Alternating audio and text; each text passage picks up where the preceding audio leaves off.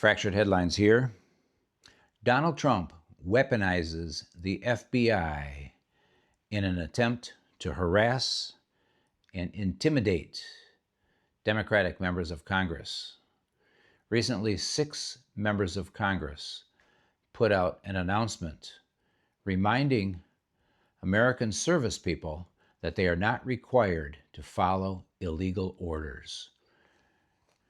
Those Congress people were Mark Kelly, a retired Navy captain, Elisa Slotkin, Jason Crow, Maggie Goodlander, Chris DeLuzio, and Chrissy Houlihan. These people are all experienced former members of one of the branches of the military. They all have military experience. They already know this. They have been aware of this their entire lives, and we all know that if a president is deranged, if a president is on a revenge tour and puts out illegal orders, they don't need to be followed. It's common sense, and it is the law. However, Donald Trump has ordered Kash Patel to use the FBI to investigate these 6 members of Congress and harass and intimidate them, accusing them of sedition and tweeting in his Lies social that sedition is punishable by death. It is highly unusual for a president of the United States to threaten members of Congress with death for sedition. It is evidence of Donald Trump's continuing mental decline. And it is also a dangerous thing.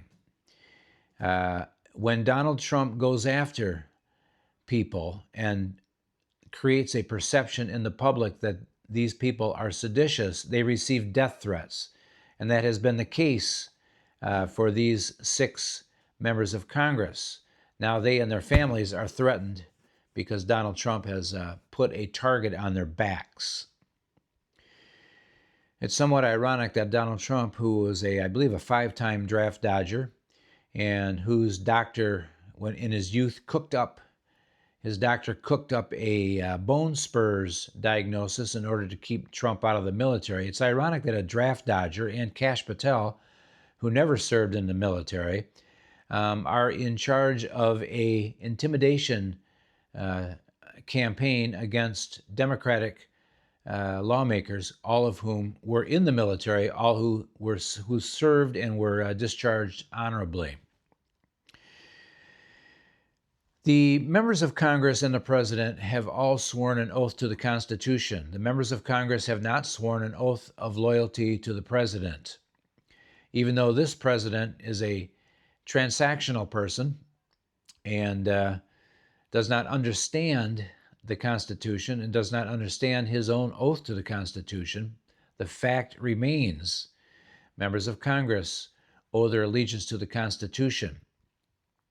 And it remains true that illegal orders are not to be followed.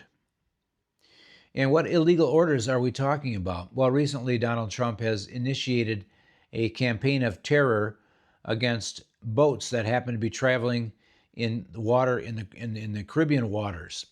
The ostensible reason, the excuse he gives, is that these are Venezuelan drug boats and it's a war against drugs.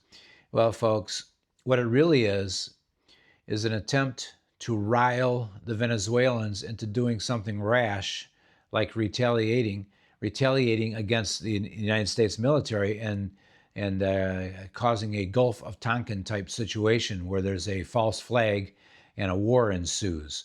Donald Trump would like nothing better than to get his hands on Venezuela's oil one way or another, either directly by seizing it, pumping it, and transporting it to the United States, or by forcing the Venezuelans to sell it to the United States at favorable prices and to stop shipping it to China and India and other places like that.